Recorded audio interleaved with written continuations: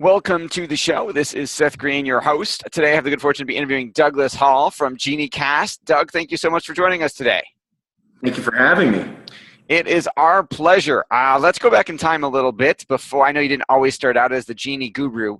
Let's go back in time. Where did you grow up? I actually was born and raised in Long Island, New York. Long Island, New York. And what was your childhood like? What did your parents do?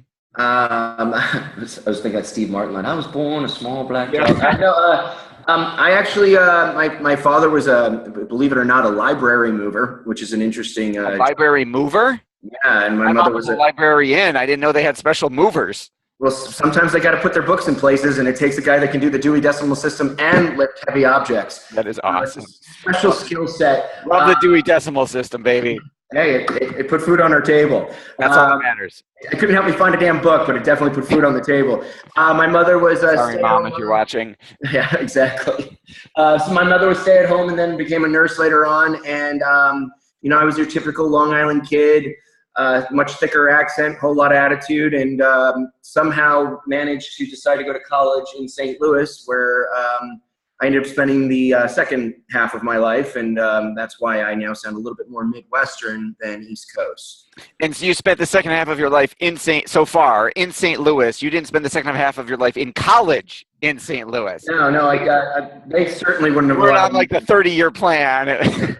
They barely let me stay the first semester, much less the rest of my life. But yeah, no, I moved out here to go to Webster University, and then actually.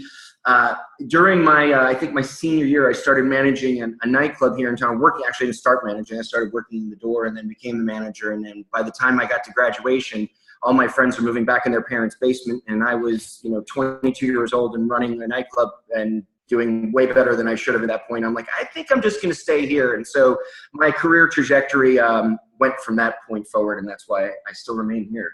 That is awesome. And then how did you get started? How did you get to GenieCast? Great question. So through my process of coming up through, that nightclub life turned me into a promoter, a guerrilla marketer, a street kind of guy, and but most importantly, a talent buyer. And I then just by happenstance ran into somebody I had had the fortune to work with a couple of times on the street, and he was starting a new entertainment division at a pretty established talent agency here in town that up until that point did actors and models. And he had asked me if I wanted to come on board as an agent. Well, 2-3 years later, I had his job, and then, ended up running that company and that division in that company for the better part of 8 years. And several of my clients, two or three companies that were clients of mine were owned by the CEO that was starting GenieCast. So conversations, I guess, were happening in their camp of who would be good to run our content division, who knows talent, who knows business. And somehow I had convinced them to some degree that might have been me. So they came to me kind of quietly and said, hey, sign this NDA, look at this video, and you want to be a part of something like this? And I'm like, yeah, sign me up. And that's how it happened. That is obviously the short version. Longer version, I'm sure. If it hasn't, should fill a book. Yeah, and at least fills a few cocktails while we're talking. So right. All I have is alkaline water. I don't have a cocktail. This just looks like coffee. Right, I'm sure. It's Irish cream in there. Beautiful, beautiful. All right, so GenieCast, live interactive two-way video cast with experts and speakers. How did that come about? What is your role there? Let's talk a little. I mean, it's a really cool platform. Let's go. Sure. It came about, it's an interesting story. Again, back to our founder, Keith Alper, our CEO, was one of his companies was producing a fairly large event several years ago. You'd have to Wikipedia the event, because basically what had happened was they were producing the speaker event, and Julian Assange was one of their experts and happened to go under house arrest that week. And oh my goodness. Yeah, exactly. And from what I imagine, there wasn't a lot of flexibility on the client side. So they're like, okay, we still got to get them there. How do we do this? And at that point, technology wasn't where it is today, where you can send me a link and suddenly we're talking. It was a little bit more complicated. It's amazing how quickly that scales. But it's almost like something straight out of an episode of 24. You've got like a white van parked in front of an embassy with a satellite on top of it, beaming him in for his session. That's awesome. So it happened, and it was like the buzz of the event. So I think that's where the light bulb went off, and several of the principals involved with this organization moving forward, including our president. They were all part of this kind of eureka moment and this event. And so that started the conversation of how do we create something that, you know, a scalable product that takes advantage of this ease of access and this growing technology and that can connect people with speakers. Interestingly enough, I think in its earliest stages, it was really, you know, focused on is how do we get speakers to people while overcoming the you know, financial and geographical restrictions that might apply in those in you know, a lot of, you know, areas. And what happened was, and this is, I can actually tie both of your questions together. Once I was brought on to run there, I was brought on to be their SVP of content originally. And at that point, it was really, you know, go out, get us our experts, get us our speakers, bring people on who, you know, who want to augment their income and find other ways to get that. And so through these conversations, and it's interesting, again, the NDA thing comes up, you know, we were completely beta, beyond beta, like we were underground. Nobody knew what we were doing, wanted to build this thing and create this platform.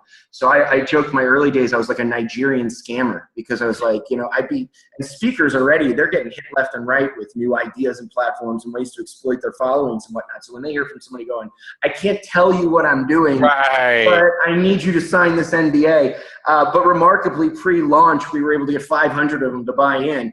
And, but to that, what we learned in these communications and hearing from them and then talking to their clients and so on and so forth was that it really wasn't about, okay, I want a $10,000 speaker for $1,000 and I'm going to beam them into my event. In fact, we found out that most buyers weren't interested. If they want you in the flesh, they want you in the flesh. They're not at that point yet. But right. what we find out was there was all this blue ocean space, boardrooms, breakouts. Mm-hmm. Never think to fly these experts into, and that was, again, another eureka moment for us.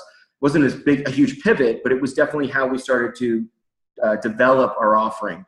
And so from there, I then took on production, and because I'm a glutton for punishment, I am now also the EVP of sales, production, and content. And that's where we are today with our launch of GenieCast this past July and our success barreling forward. Well, congratulations. That is absolutely awesome. How are you attracting speakers? And then how are you attracting the people who want to hire them? And how are you getting that message out there? Because, I mean, you can sort by topic on your site. You can sort by dollar value. You know, I only want to spend 1,000 or I want to spend 10 grand. How are you attracting both those target markets? That's a great question, and in a lot of different ways. And depending on when these methods have changed. So in those early days, it was definitely a lot of direct, you know, reaching out to a large audience, you know, trying to capture with email, with, you know, I brought in 2 people, you know, to just directly reach out via LinkedIn, websites. But, you know, we were very careful not to just mass blast everybody in databases, because we wanted to have some sort of quality control when it came to getting our content producers, which is our genies.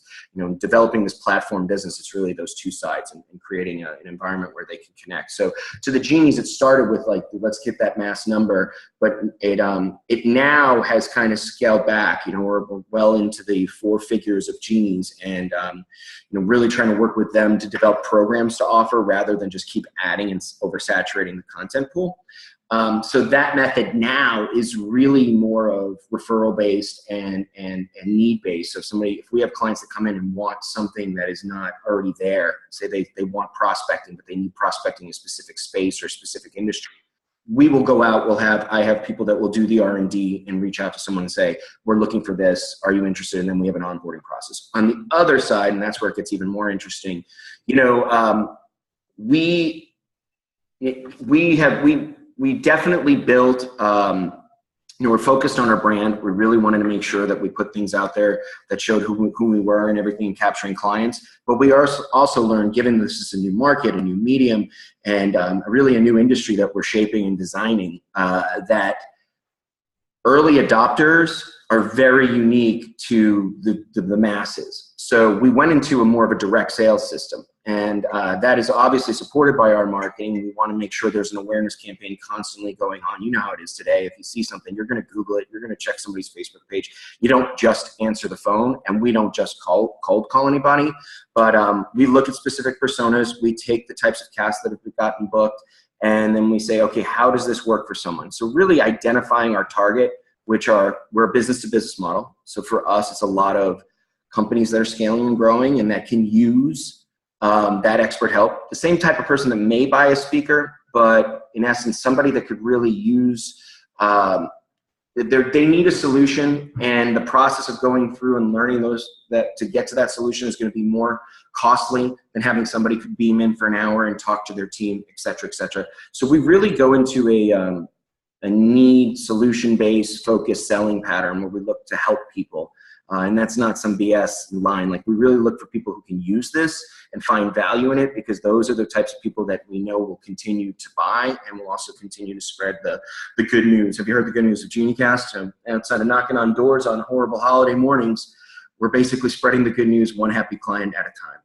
That is awesome. So are you then, is your rev model, is it like your virtual speakers bureau, like you're taking a commission off the purchase?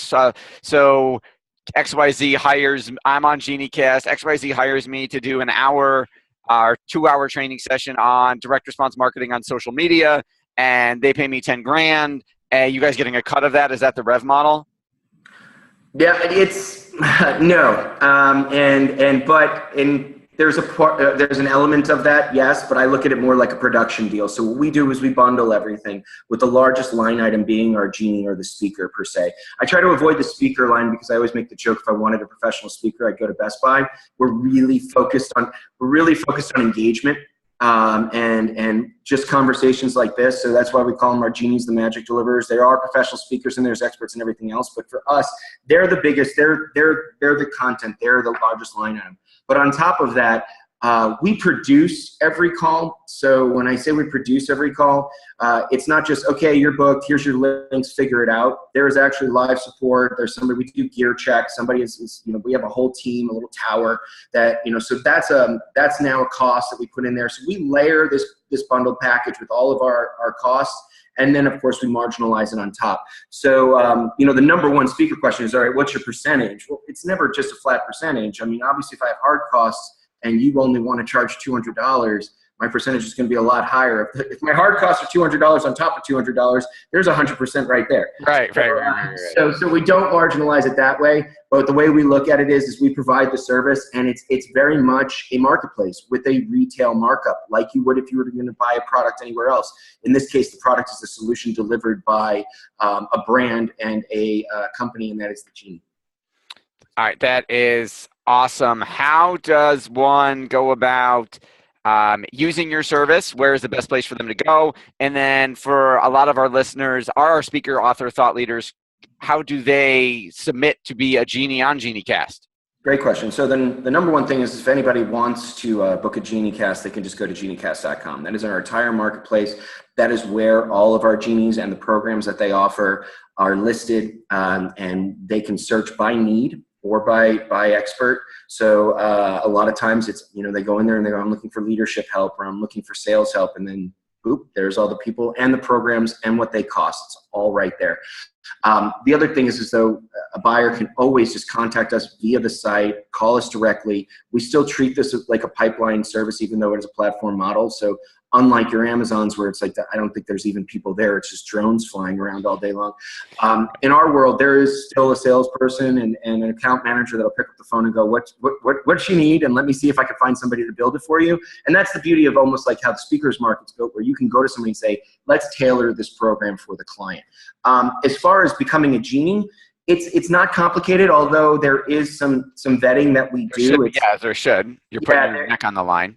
Absolutely, and for us, it's a quality control thing. We're not just it's not a totally open platform where anybody can put anything up. And interestingly enough, as a side note, a lot of speakers look at it as they compare the model to, okay, everybody looks at it from my $10,000 fee or my $20,000 fee down to here. Actually, in reality, what we've learned is people look at it as, and no offense, here's all these podcasts out here, here's all these YouTube videos, and now you want me to pay for this. So we work up and set it down with our speakers, and in that case, it's really about premium content that is tailored and that is specific to that audience. So in that, Genies can go to our site, they fill out a form, they put in a sample program, And so that we can review how they really see themselves selling and what they would offer. If it's just, here's my keynote, this is all I'm going to do there, we'll just stick to your keynote.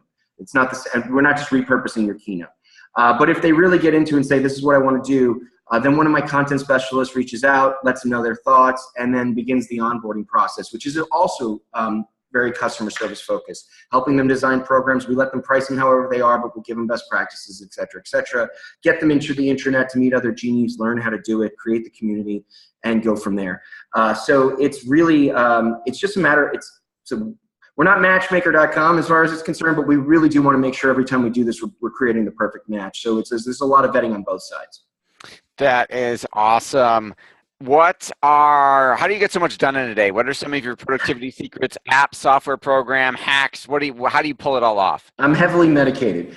No, I knew it wasn't coffee. Yeah, no, it's so actually it's a Bulletproof coffee. It's definitely a personal hack. Dave Asprey. My wife is hooked on Bulletproof. Yeah, it's definitely a life hack for me. As far as the company's concerned, with what we do, we're running a company. It's a startup, so you're building the ship as you sail it.